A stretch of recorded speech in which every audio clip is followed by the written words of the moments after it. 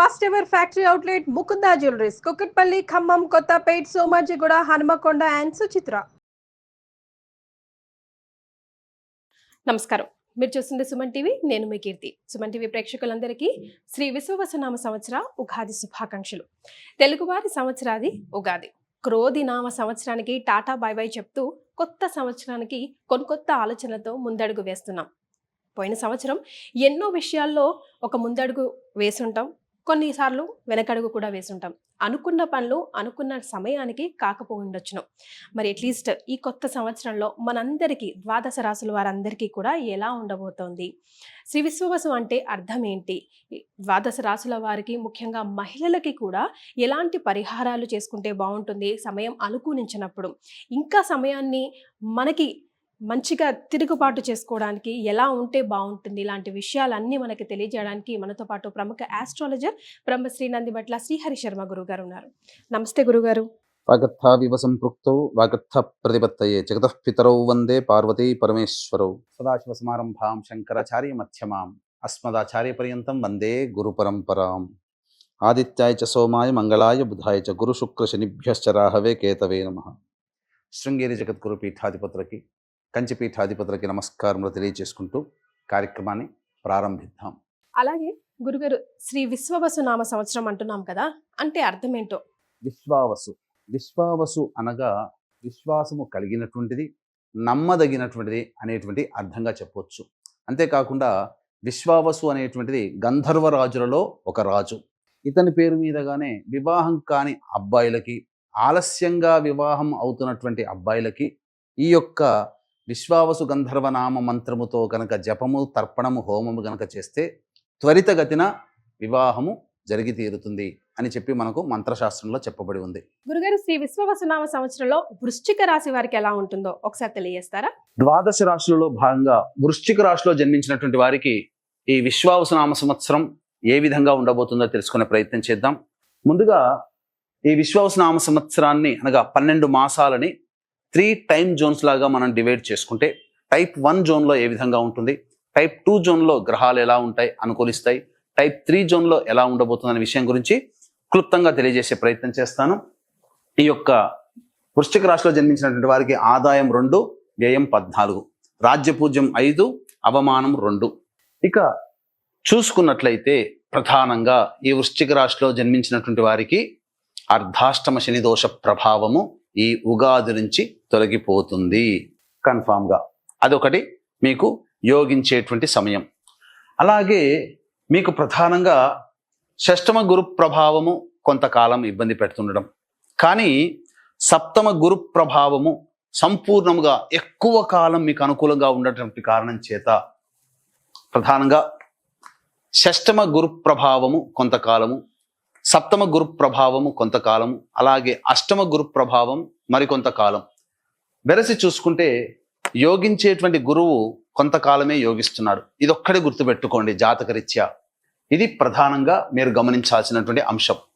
అయితే అర్ధాష్టమ శని దోషం పోయింది కదండి సంవత్సరం అంతా అనుకుంటున్నారేమో, కానీ కొన్ని కారణాల వల్ల శని వక్రీకరించినటువంటి స్థితి ఫలితం చేత ఎక్కువ కాలం కూడా మళ్ళీ అర్ధాష్టమ శని దోషంలోనే ఉండబోతున్నారు. ఇక మనం ఆ వివరాల్లోకి తెలియజేసే ప్రయత్నం చేస్తాను. మార్చి 30 నుంచి అనగా ఉగాది నుంచి మే 13వ తారీఖు వరకు సప్తమ గురువు సంపూర్ణముగా యోగించేటువంటి సమయం. ఇక మార్చి 29వ తారీఖు నుంచి జూలై 12వ తారీఖు వరకు శని భగవానుల వారు మీనరాశిలో సంచారం. ఇటు శని అనుకూలము, అటు గురువు అనుకూలం ఉన్నటువంటి కారణం చేత వృశ్చిక రాశిలో జన్మించినటువంటి వాళ్ళు గత 2 సంవత్సరాలుగా ఇబ్బందులు పడుతున్నటువంటి ఎటువంటి కారణాలైనా కానీ ఆ ఇబ్బందుల నుంచి బయటపడతారు. గురువు అనుకూలంగా ఉంటున్నాడు, శని కూడా అనుకూలంగా ఉండబోతున్నాడు. అంతేకాకుండా మే 16వ తారీఖు రోజున రాహువు కుంభరాశిలో, కేతువు సింహరాశిలోకి సంచారం చేస్తుంటాడు. ఏం జరగబోతుంది అప్పుడు? మే 16 వరకు కూడా రాహుకేతులు అనుకూలంగా ఉంటున్నారు. కావున అన్ని విధాలుగా సంపూర్ణంగా ప్రధాన గ్రహాలు అనుకూలంగా ఉన్నటువంటి కారణం చేత ఏవైతే గతంలో పని చేయకుండా ఉండిపోయినటువంటి పనులు ఏవైతే ఉంటాయో అవన్నీ మీరు ఇంప్లిమెంటేషన్ చేయడానికి ప్రయత్నం చేయండి. గ్రహాలు అనుకూలిస్తున్నాయి, యోగం మీ దగ్గర ఉంది, ప్రయత్నం చేయడం, కష్టపడడం మీ వంతు. కాబట్టి బద్ధకాన్ని విడనాడి గ్రహాలు అనుకూలిస్తున్నప్పుడు మీరు చేయాల్సినటువంటి పనులన్నిటిని కూడాను శ్రీకారం చుట్టే ప్రయత్నం చేయండి. అద్భుతంగా మీ భవిష్యత్తు టైప్ 1 జోన్ మాత్రం బంగారు భవిష్యత్తుగా ఉంటుందని చెప్పవచ్చు. ఇక టైప్ 2 జోన్లో గనక చూసుకున్నట్లయితే మే 14వ తారీఖు నుంచి సెప్టెంబర్ 27వ తారీఖు వరకు అష్టమ గురు ప్రభావము. ఇది గుర్తుపెట్టుకోండి. అష్టమ గురువు అనుకున్నప్పుడు ఒకటే జరిగేటువంటిది ఒకటేనండి. మే 14 నుంచి సెప్టెంబర్ 27 వరకు కూడా ఏ విషయాన్ని కూడాను తేలికగా తీసుకోకండి. ముఖ్యంగా ధనపరమైనటువంటి విషయాలలో మీరు తేలికగా తీసుకోకండి. ఎవరికైనా డబ్బిచ్చారా, అది రాని బాకీలుగా ఉండిపోతాయి.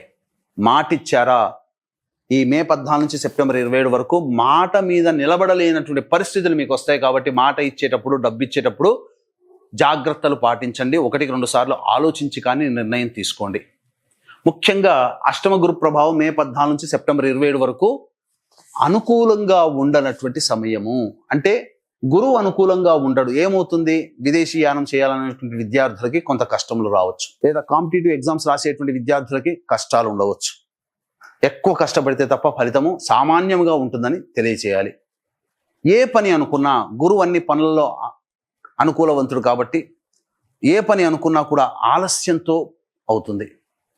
అంతేకాకుండా కీర్తి ప్రతిష్టలకి మచ్చబడుతుంది. కావున మీరు చేయనటువంటి పనులకి ఈ సమయంలో ఎక్కువగా అపనిందలు పడాల్సినటువంటి పరిస్థితి ఏర్పడుతుంది. ఇది జరిగేటువంటిది. ముఖ్యంగా సంతానం కోసం ఎదురు చూసేటువంటి వ్యక్తులు ఉంటారు కదా, సంతాన నష్టం కానీ, సంతానపరంగా ఇబ్బంది కానీ, సంతానము సంబంధించినటువంటి సమస్యలు కానీ ఈ యొక్క మే 14 నుంచి సెప్టెంబర్ 27 వరకు ఇబ్బందులు ఎదురవుతాయి, సమస్యలు పెరుగుతాయి, ఖర్చులు పెరుగుతాయి. ఇక సెప్టెంబర్ 28 నుంచి నవంబర్ 12వ తారీఖు వరకు కూడా ప్రధానంగా చూసుకుంటే కర్కాటక రాశిలోకి ప్రవేశం చేస్తాడు. ఇది అద్భుతం అండి. ఈ సమయం మాత్రం సంపూర్ణంగా అనుకూలంగా ఉంటుంది. గురువు మాత్రం అతిచార ప్రభావం వలన సెప్టెంబర్ 28 నుంచి నవంబర్ 12 అంటే అక్టోబర్ ప్లస్ నవంబర్ 12 42 రోజులు, ఇటు 3 రోజులు, మొత్తం 45 రోజులు గురువు అనుకూలంగా ఉంటున్నాడు. అంటే ఉగాది నుంచి మే 14వ తారీఖు వరకు గురువు టైప్ 1 జోన్లో ఎటువంటి అదృష్టాన్ని కలగజేస్తున్నాడో అదే రకమైనటువంటి యోగాన్ని, అదృష్టాన్ని సెప్టెంబర్ 28 నుంచి నవంబర్ 12వ తారీఖు మధ్య కాలంలో అందజేయబోతున్నాడు. కాబట్టి ఈ సమయం సంపూర్ణముగా అనుకూలంగా ఉండేటువంటి సమయం. కొంతకాలం మాత్రమే, మే 14 నుంచి సెప్టెంబర్ 27 మధ్యకాలం మాత్రమే అనుకూలంగా ఉండదు. ఇక టైప్ 2 జోన్లో భాగంగా శని భగవాన్ కనుక చూసుకుంటే మార్చి 29 నుంచి జూలై 12 వరకు మీనరాశిలో సంచారం చేసిన జూలై 13వ తారీఖు నుంచి అక్టోబర్ 9వ తారీఖు వరకు వక్రీకరించినటువంటి స్థితి ప్రభావము చేత అర్ధాష్టమ శని దోష ప్రభావాన్ని కలగచేస్తున్నాడు. అలాగే అక్టోబర్ 10 నుంచి మళ్ళీ నవంబర్ 26వ తారీఖు వరకు కుంభరాశిలోనే స్థితి పొంది ఉంటాడు. కాబట్టి అక్కడ కూడా అర్ధాష్టమ శని దోష ప్రభావం. కాకపోతే ఈ అక్టోబర్ 10 నుంచి అంటే జూలై 13 నుంచి అక్టోబర్ 10 వరకు సామాన్యంగా ఉంటున్నా, అక్టోబర్ 10 నుంచి అర్ధాష్టమ శని దోష ప్రభావం నవంబర్ 25వ తారీఖు వరకు సామాన్యంగా ఇచ్చిన ప్రధానమైనటువంటి అర్ధాష్టమ శని దోష ప్రభావం మాత్రం టైప్ 3 జోన్లో భాగంగా మీరు ఎదుర్కోబోతున్నారు. కాబట్టి ఇక్కడ జూలై 13 నుంచి నవంబర్ 26వ తారీఖు వరకు దోబూచులాడుతుంది శని భగవానుడు.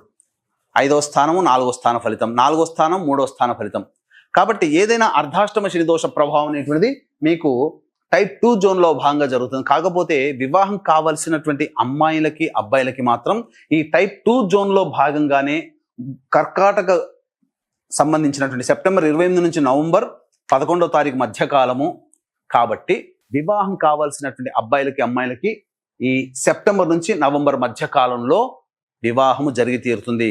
ఇళ్ళు కట్టుకోగలుగుతారు, గృహ సమస్యలు తీరుతాయి. పెద్ద పెద్ద పనులన్నీ కూడాను జీవితంలో సాధించాల్సుకున్న సమయం అంతా కూడా అక్టోబర్, నవంబర్లో ఈ వృశ్చిక రాశిలో జన్మించినటువంటి వారు సాధించుకుంటారని చెప్పవచ్చు. ఇక టైప్ 3 జోన్లో భాగంగా మనం చూసుకున్నట్లయితే డిసెంబర్ 27వ తారీఖు రోజు నుంచి వచ్చే సంవత్సరం మార్చి వరకు కూడా, అనగా నవంబర్ 12వ తారీఖు నుంచి డిసెంబర్ 26వ తారీఖు వరకు మిథున రాశిలో ఉండి వక్రీకరిస్తాడు. కాబట్టి ఏమవుతుంది, ఈ నవంబర్ 12 నుంచి డిసెంబర్ 27 వరకు ఉన్నటువంటి సమయం అష్టమ గురు ప్రభావం అయినప్పటికీ కూడా సప్తమ గురు ప్రభావం కూడా ఉండడం వల్ల అష్టమ గురు ప్రభావ దోషం సంపూర్ణంగా ఉండదు, సామాన్యంగా ఉంటుంది. డిసెంబర్ 27 నుంచి ఈ సంబంధించినటువంటి మార్చి 14 వరకు మిథున రాశిలోనే వక్రీకరించినటువంటి కారణం చేత సప్తమ గురువు, అష్టమ గురు ప్రభావం. నవంబర్ 12 నుంచి డిసెంబర్ 27 వరకు నవమ మరియు అష్టమ గురు ప్రభావం అనేటువంటిది ఉంటుంది. కాబట్టి ఏది ఏమైనప్పటికీ కూడా సెప్టెంబర్ 28 నుంచి ప్రధానముగా వచ్చే సంవత్సరం వరకు కూడా గురువు కూడా దోబూచులాడతాడు. ఇక్కడ శని ఏ విధంగానైతే దోబూచులాడాడో గురువు కూడా దోబూచులాడడం అంటే కొంతకాలం ఒక విధంగా యోగిస్తూ ఇంకొక విధంగా అవయోగం. కాబట్టి ఏది ఏమైనప్పటికీ కూడా వృశ్చిక రాశిలో జన్మించినటువంటి వారికి అర్ధాష్టమ శనిదోష ప్రభావం పోయింది అనేటువంటిది కొంతకాలం మాత్రమే. మిగతా సమయం అంతా కూడాను అర్ధాష్టమ శని దోషంలోనే ఈ సంవత్సరం ఉంటారు. అందుకనే స్టార్టింగ్ లోనే చాలా చెప్పాను. కొన్ని సందర్భాల్లో 2025 సంవత్సరం ఇచ్చినటువంటి రాశి ఫలితాల్లో ఈ సంవత్సరం అంతా కూడా శని అన్ని రాశుల వారికి దోషాన్ని కలగచేస్తున్నాడు. ఏ రాశి వారికి దోషము కోల్పోవట్లేదు, శని ప్రభావం నుంచి బయటపడట్లేరు, అందరూ శని ప్రభావంలోనే ఉంటున్నారు అని చెప్పి. కాబట్టి జాతకరీత్యా ఈ విధంగా టైప్ 3 జోన్లో భాగంగా గురువు ఇచ్చేటువంటి ఫలితం. ఇక టైప్ 3 జోన్లో భాగంగా శని కనుక చూసుకున్నట్లయితే నవంబర్ 26 నుంచి జనవరి 10వ తారీఖు వరకు కూడా కుంభరాశిలో అంటే అర్ధాష్టమ శని దోషం. నవంబర్ 26 నుంచి జనవరి 10 వరకు అత్యంత కీలకమైనటువంటి సమయం. అర్ధాష్టమ శని దోషాన్ని సంపూర్ణముగా నవంబర్ 26 నుంచి జనవరి 10వ తారీఖు వరకు సంపూర్ణంగా అర్ధాష్టమ శని దోషాన్ని ఇస్తున్నాడు. కాబట్టి ఈ సమయంలో ఎటువంటి ప్రధానమైనటువంటి నిర్ణయాలు తీసుకోకపోవడమే చాలా మేలనేటువంటి విషయాన్ని గమనించుకోవాలి. ఉద్యోగ మార్పులు కానీ, వ్యాపారంలో విస్తరణ కానీ, అలాగే ఇతరత్ర ఏది కూడా మంచిని చేకూరేటువంటి ప్రయోజనాన్ని ఇచ్చేటువంటి ఏది కూడా మారకుండా ఉండడమే చాలా మేలనేటువంటి విషయాన్ని గమనించుకోవాలి. ఈ సంవత్సరం విద్యార్థులకి ప్రధానంగా గురువు అష్టమ గురు ప్రభావం కూడా ఉన్నటువంటి కారణం చేత బాగా కష్టపడాలి. అనుకున్నంత విజయము, ఉత్తీర్ణత శాతం అనుకున్నంత ఈజీగా ఉండదు. ఆలోచన చేసిన దానికంటే గురువు అనుకూలంగా లేడు కాబట్టి ప్రాక్టికల్ గా ఎక్కువ కష్టపడితే తప్ప ఫలితాన్ని ఇవ్వలేనటువంటి పరిస్థితి. వివాహం కాని అబ్బాయిలకి అమ్మాయిలకి వివాహం జరిగి తీరుతుంది. అంతేకాకుండా ప్రైవేట్ రంగంలో ఉన్నటువంటి వ్యక్తులకి మంచి ఉద్యోగ అవకాశాలు అనేటువంటివి వస్తాయి. ప్రభుత్వ రంగంలో పనిచేసేటువంటి వాళ్ళకి ప్రమోషన్లతో కూడుకున్నటువంటి బదిలీలు అనేటువంటివి జరుగుతాయని చెప్పవచ్చు. రాజకీయ రంగంలో ఉన్నటువంటి వాళ్ళు ధనము మంచి నీళ్ళలా ఖర్చు అవుతుంది. పెద్దల సహాయ సహకారాలు ఉంటాయి కానీ ఆశించినటువంటి పదవి లభించడానికి మాత్రం అవకాశాలు తక్కువే అని గమనించుకోవాలి. ఈ యొక్క వృశ్చిక రాశిలో జన్మించినటువంటి సినీ కళారంగ ప్రముఖులకి ప్రధానముగా అవకాశాలు సామాన్యంగానే ఉంటాయి, ధనము కూడా సామాన్యంగా ఉంటుంది. అంతేకాకుండా కీర్తి ప్రతిష్టల విషయంలో కొంత ఇబ్బందికరంగా ఉంటుంది. మీ యొక్క కీర్తికి మచ్చ తెచ్చే విధంగా ఉంటుంది. కాబట్టి జాగ్రత్తలు పాటించండి. ఇక ప్రధానంగా రైతులు 2 రకాలైనటువంటి పంటలు అన్నిట్లో కూడా లాభసాటిగా ఉంటాయి. కమర్షియల్ పంటలు కనుక వేసుకుంటే చాలా బాగుంటుందని చెప్పవచ్చు. అలాగే ఏ వృత్తి ఉద్యోగ వ్యాపార రంగంలో ఉన్నటువంటి వాళ్ళైనప్పటికీ కూడాను గురు శనులు అంత అనుకూలంగా లేని కారణం చేత ఈ సంవత్సరం వ్యాపార విస్తరణ మీరు మీ పరిస్థితికి, మీ స్థితికి మించినటువంటి విధంగా అనగా మీ తాహతుకు మించి పెట్టుబడులు పెట్టకపోవడమే చాలా మంచిదనే విషయాన్ని గమనించుకోవాలి. అలాగే ప్రధానంగా రాని బాకీల విషయంలో జాగ్రత్తలు పాటించాలి అని చెప్పవచ్చు. మరి వృశ్చిక రాశిలో జన్మించిన మహిళల పరిస్థితి ఏంటి గురుగారు? ఈ సంవత్సరం ఎంతవరకు కలిసి రాబోతుందంటారు? ఈ వృశ్చిక రాశిలో జన్మించినటువంటి మహిళలకి సంపూర్ణముగా యోగకాలముగా ఉంటుంది. గతంలో కంటే మెరుగైనటువంటి ఫలితాలు పొందుతారు. కాకపోతే బాధ్యతలు పెరుగుతాయి. శారీరక శ్రమ, మానసిక ఒత్తిడి అధికంగా ఉంటుంది. గౌరవ మర్యాదలకి లోటు లేకపోయినప్పటికీ కూడా చేయాల్సినటువంటి పెండింగ్ పనులు పూర్తి కాలేకపోవడం వల్ల పెండింగ్ లో ఉండిపోతాయి. తద్వారా ఇచ్చినటువంటి మాటను నిలబెట్టుకోవడానికి ఎక్కువగా కష్టపడాల్సి వస్తుంది. కాబట్టి ఆరోగ్య విషయంలో జాగ్రత్తలు పాటించండి. ముఖ్యంగా అర్ధాష్టమ రాహు ప్రభావము మరియు దశమ కేతుగ్రహ ప్రభావం వలన కొన్నిసార్లు మాట ఇచ్చినవి తప్పేటువంటి పరిస్థితులు ఉంటాయి. కాబట్టి మాట ఇచ్చేటప్పుడు జాగ్రత్తలు పాటించండి.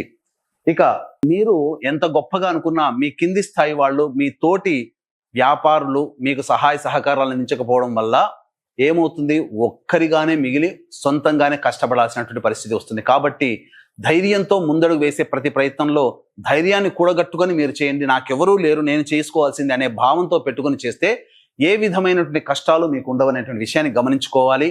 అంతేకాకుండా బొటిక్, బ్యూటీ పార్లర్ వ్యాపార రంగంలో ఉన్నటువంటి వారికి సాధారణమైనటువంటి పరిస్థితులు ఉంటాయి. కాబట్టి ఈ సంవత్సరం గొప్పగా ఎక్స్పెక్టేషన్స్ లేకుండా ఉంటేనే మహిళలు అన్ని విధాలుగా రాణిస్తారని చెప్పొచ్చు. ఉద్యోగము సంబంధించినటువంటి వ్యవహారాల్లో సామాన్యమైనటువంటి పరిస్థితులు ఉంటాయి. బాధ్యతలు పెరుగుతాయి, కానీ దానికి తగ్గట్టుగా గౌరవ మర్యాదలు అనేటువంటివి సామాన్య స్థితిలో ఉంటాయనేటువంటి విషయాన్ని గమనించుకోవాలి. ఎంతసేపటికి మీరు ఇవ్వడమే తప్ప ఎదుటి వాళ్ళ నుంచి మీరు పొందలేకపోవడం అనేటువంటిది మీకు కొంత బాధని కలగజేస్తుంది. కాబట్టి అటువంటి విషయాల పట్ల మీరు కేర్ తీసుకొని జాగ్రత్తలు పాటించండి. ఆరోగ్యం పట్ల శ్రద్ధ వహించాల్సినటువంటి పరిస్థితి. మోకాళ్ళ నుంచి పాదాల వరకు ఇబ్బందికర పరిస్థితులు అనేటువంటివి ఈ సంబంధించినటువంటి రాశిలో జన్మించినటువంటి మహిళలు గమనించాల్సినటువంటి అంశముగా చెప్పవచ్చు. ఇక ఈ సంవత్సరం అంతా కూడా ప్రధానమైనటువంటి శని, గురు, రాహు, కేతుల యొక్క గ్రహాలు సామాన్యమైనటువంటి పరిస్థితులు ఉన్నటువంటి కారణం చేత వీలు కుదిరినప్పుడల్లా శివాలయానికి చేరుకొని నవగ్రహాల చుట్టూ శివాయ నమః అంటూ 27 ప్రదక్షిణలు చేసి ఆ ఈశ్వరుని పాదాలు పట్టుకోండి. తప్పకుండా ఆ పరమేశ్వరుడు మీకు మనశ్శాంతిని, సంకల్ప సిద్ధిని కలుగచేస్తాడు. అయితే ఎన్ని ఉన్నా దైవానుగ్రహం అందరికీ తప్పనిసరి. కావున ఇట్టి దైవానుగ్రహం కనుక ఉంటే ఈ వృశ్చిక రాశిలో జన్మించినటువంటి వాళ్ళు అందరూ కూడా ప్రధానంగా ముందంజలో ఉంటారు. ఈ వృశ్చిక రాశే కాకుండా ఈ 12 రాశులలో జన్మించినటువంటి వారికి కూడా దైవానుగ్రహం సంపూర్ణంగా ఉండాలి. మీ యొక్క సంకల్పం నెరవేరాలి. అలాగే మీరు ఏ జ్యోతిష్యుల దగ్గరికి, పండితుల దగ్గరికి వెళ్ళి మీ జాతకానికి సంబంధించి మీ సమస్యలు వచ్చినప్పుడు జాతకాన్ని చూపించుకుంటారో ఆ పండితులు సూచించే పరిహారాలన్నీ కూడా ప్రతి నెల ఒక్కొక్క క్షేత్రంలో సకల సిద్ధి హోమాలు, సంకల్ప సిద్ధి, సర్వదోష నివారణ హోమాలలో భాగంగా చేయించడం జరుగుతుంది. దీనికి శ్రీకారం మాత్రం మహామహిమాన్వితమైనటువంటి కాశీక్షేత్రంలో ప్రారంభం చేయడం జరుగుతుంది. ఏప్రిల్ 18వ తారీఖు రోజున అవకాశం ఉన్న వాళ్ళు కార్యక్రమ తదనంతరం కాంటాక్ట్ చేసి ఈ కార్యక్రమంలో ఏ విధంగా సభ్యత్వం తీసుకోవాలో మీరు తెలుసుకోవచ్చు. మీ కుటుంబ సభ్యుల గోతనామాదులతో చేయించడం జరుగుతుంది. ముఖ్యంగా మృత్యుంజయ హోమం కూడా జరిపించడం జరుగుతుంది. కాబట్టి అవకాశాన్ని సద్వినియోగపరచుకోండి. సో వృశ్చిక రాశి వారికి డెవలప్మెంట్స్ ఎలా ఉన్నాయండి? ఉద్యోగంలోనైనా, బిజినెస్లో అయినా, ఏదైనా స్టార్ట్ చేయాలన్నా, లేదంటే ఏదైనా ఎక్స్పాండ్ చేయాలన్నా ఎంతవరకు కలిసి వస్తుంది? ఈ సంవత్సరంలో ఎప్పుడు కలిసి వస్తుంది?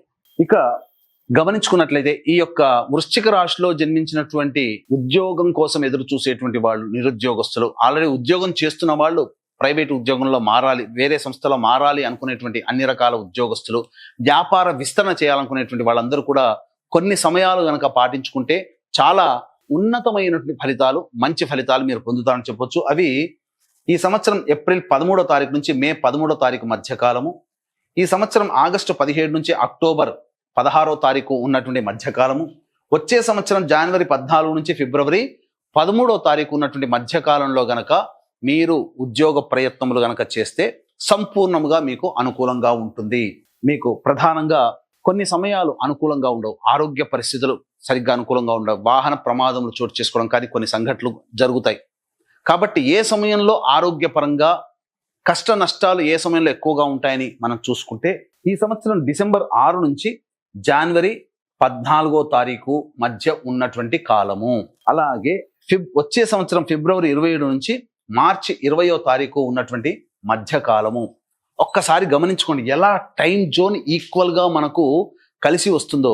డిసెంబర్ 27 నుంచి మార్చి 14వ తారీఖు వరకు అర్ధాష్టమ శని దోష ప్రభావంలో ఉంటున్నారు కదా, అదే టైం జోన్ మనకు యాక్సిడెంటల్గా, కాకతాళీయంగా అని చెప్పవచ్చు. డిసెంబర్ 6 నుంచి వచ్చే సంవత్సరం జనవరి 14, మళ్ళీ వచ్చే సంవత్సరం ఫిబ్రవరి 23 నుంచి మార్చి 20 వరకు ఉన్నటువంటి సమయం మాత్రం ఏమాత్రం కూడా అనుకూలంగా లేదు. ఇక్కడ శని కూడా అనుకూలంగా లేడు, పరిస్థితులు కూడా అనుకూలంగా లేని కారణం చేత ఈ సమయాలు చాలా క్లిష్టమైనటువంటి వాహన ప్రమాదములు కానీ, ఆపరేషన్స్ కానీ, లేకపోతే ఇతరత్ర అనారోగ్య సమస్యలు కానీ వచ్చే అవకాశం ఉంటుంది. లేదా బంధుత్వ విరోధములు కానీ, కుటుంబ సభ్యులతో కలహాలు కానీ, దంపతుల మధ్య విభేదాలు కానీ, వ్యాపారస్తుల మధ్య పొరపచ్చాలు కానీ వచ్చే అవకాశం ఉంది. కాబట్టి జాగ్రత్తలు పాటించండి. ఏది ఏమైనా దైవానుగ్రహం అందరికీ ఉండాలనేటువంటి ఒక సదుద్దేశముతో, మీ యొక్క సంకల్పం ఈ సంవత్సరం నెరవేరాలనేటువంటి ఒక మంచి ఉద్దేశముతో కాశీ క్షేత్రంలో ఏప్రిల్ 18వ తారీఖు రోజున శ్రీకారం చుట్టబోతున్నాము. ప్రతి నెల క్షేత్రంలో సంకల్ప సిద్ధి, ఒక్కొక్క క్షేత్రంలో సంకల్ప సిద్ధి, సర్వదోష నివారణ పూజలు, హోమాలు అనేటువంటివి జరిపించడం జరుగుతుంది. అవకాశం ఉన్న వాళ్ళు ఇటువంటి కార్యక్రమంలో మీరు సభ్యులుగా నమోదు చేసుకోవచ్చు. ఏ విధంగా నమోదు చేసుకోవాలనేటువంటి విషయాన్ని కార్యక్రమ తదనంతరం కాంటాక్ట్ చేసి పూర్తి వివరాలు తెలుసుకోవచ్చు. చాలా సంతోషం అండి, ధన్యవాదాలు. సర్వం శ్రీ ఉమామహేశ్వర పరబ్రహ్మార్పణమస్తు.